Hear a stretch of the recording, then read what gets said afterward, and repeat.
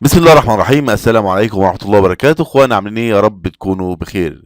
كابتن احمد شوبير بيكشف تفاصيل صفقة الاهلي الجديدة وموقف موليكا وبوبو. في نفس الوقت رسالة محمود كهربا بيوجه رسالة غامضة بعد تقديم الزمالك شكوى. نبدأ بكابتن احمد شوبير.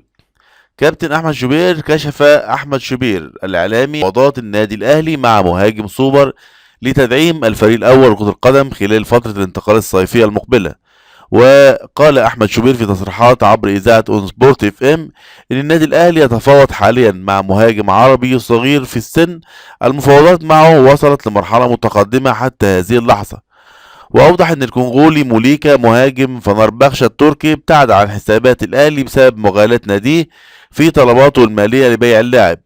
وأشار محمد رضا بيبو يعد هو الخيار الأول للنادي الأهلي لتدعيم خط وسط الفريق، حيث هناك مفاوضات مع نادي فيوتشر، ولكن الأمور حتى هذه اللحظة غير واضحة من نادي فيوتشر. بعد تقديم الزمالك شكوى، محمود كهربا بيوجه رسالة غامضة. وجه محمود كهربا لاعب النادي الأهلي رسالة غامضة عبر السوشيال ميديا، وكتب كهربا من خلال حسابه الشخصي انستجرام ان المعدن ذهب والقلب صافي الحمد لله. المعدن ذهب والقلب صافي الحمد لله.